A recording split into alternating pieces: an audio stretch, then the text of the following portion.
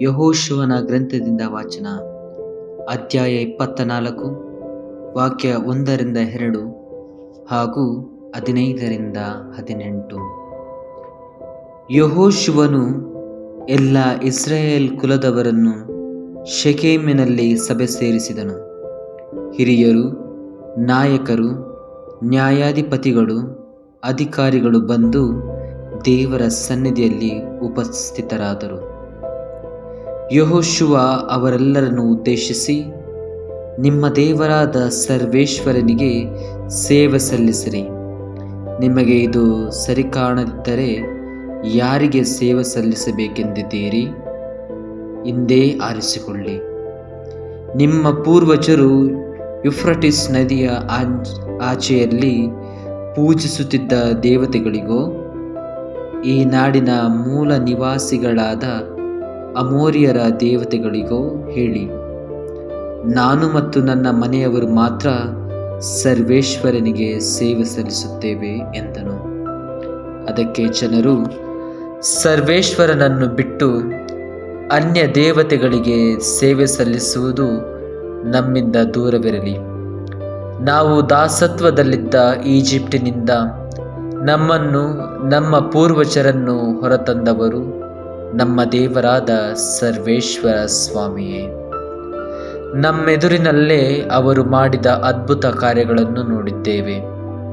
ನಮ್ಮ ಎಲ್ಲ ಪ್ರಯಾಣಗಳಲ್ಲೂ ನಾವು ದಾಟಿ ಬಂದ ಜನಾಂಗಗಳಿಂದ ನಮ್ಮನ್ನು ಕಾಪಾಡಿದವರು ಅವರೇ. ಈ ನಾಡಿನ ನಿವಾಸಿಗಳಾಗಿದ್ದ ಅಮೋರಿಯರು ಮೊದಲಾದ ಎಲ್ಲ ಜನಾಂಗಗಳನ್ನು ಇಲ್ಲಿಂದ ಹೊರಡಿಸಿಬಿಟ್ಟವರು ಅವರೇ.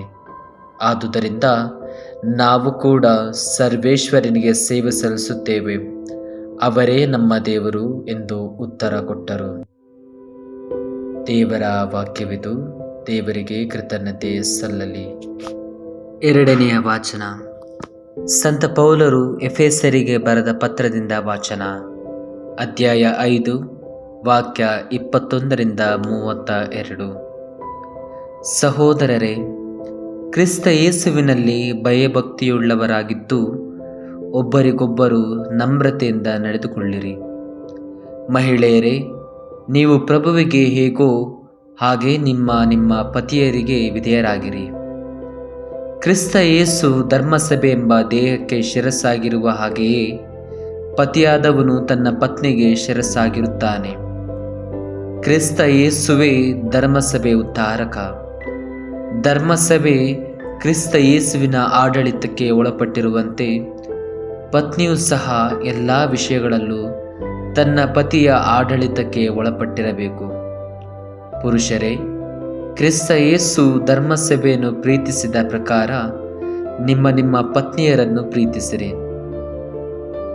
ಧರ್ಮಸಭೆಯನ್ನು ಪಾವನಗೊಳಿಸುವುದಕ್ಕಾಗಿ ಕ್ರಿಸ್ತ ಯೇಸು ತಮ್ಮ ಪ್ರಾಣವನ್ನೇ ಕೊಟ್ಟರು.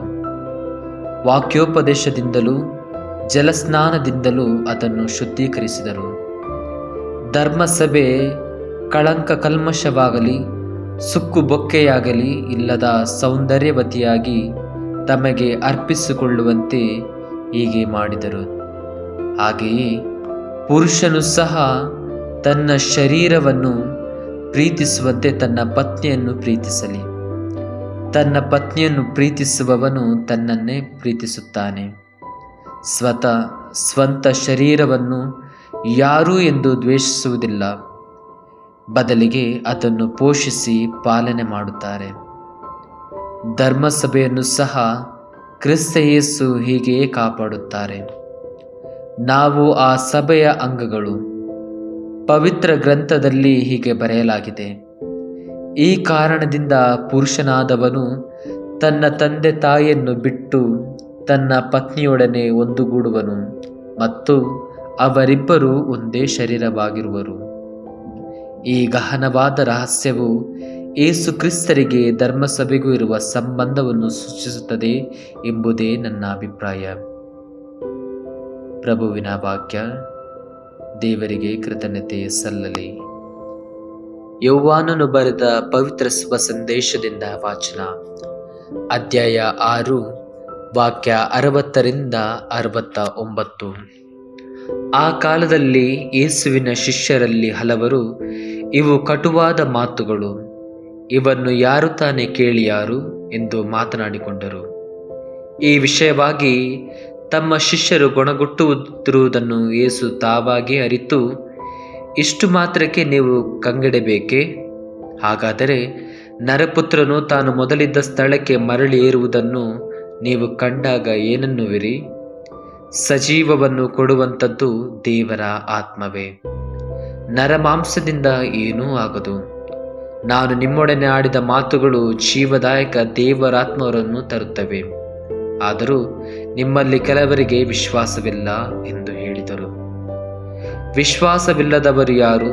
ತಮ್ಮನ್ನು ಹಿಡಿದುಕೊಡುವ ಗುರುದ್ರೋಹಿ ಯಾರು ಎಂದು ಯೇಸುವಿಗೆ ಮೊದಲಿನಿಂದಲೂ ತಿಳಿದಿತ್ತು. ಪಿತನು ಅನುಗ್ರಹಿಸಿದ ಹೊರತು ಯಾರೂ ನನ್ನ ಬಳಿಗೆ ಬರಲಾರರು ಎಂದು ನಾನು ಹೇಳಿದ್ದು ಇದಕ್ಕಾಗಿಯೇ ಎಂದು ಯೇಸು ಮತ್ತೆ ನುಡಿದರು. ಅಂದಿನಿಂದ ಯೇಸುವಿನ ಹಿಂಬಾಲಕರಲ್ಲಿ ಹಲವರು ಅವರ ಸಹವಾಸವನ್ನು ಬಿಟ್ಟು ಬಿಟ್ಟರು. ಹೋದವರು ಹಿಂದಿರುಗಿ ಬರಲಿಲ್ಲ. ಆಗ ಯೇಸು 12 ಮಂದಿ ಶಿಷ್ಯರಿಗೆ, ನೀವು ಕೂಡ ಹೋಗಬೇಕೆಂದು ಇದ್ದೀರಾ ಎಂದು ಕೇಳಿದರು. ಅದಕ್ಕೆ ಸೀಮೋನ್ ಪೇತ್ರನು, ಪ್ರಭುವೇ, ನಾವು ಹೋಗುವುದಾದರೂ ಯಾರ ಬಳಿಗೆ? ನಿತ್ಯ ಜೀವವನ್ನು ಈವ ನುಡಿ ಇರುವುದು ತಮ್ಮಲ್ಲೇ.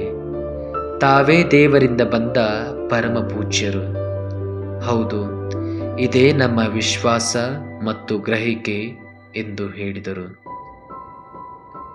ಪ್ರಭುವಿನ ಶುಭ ಸಂದೇಶ. ಕ್ರಿಸ್ತರೇ ನಿಮಗೆ ಸ್ತುತಿ ಸಲ್ಲಲಿ.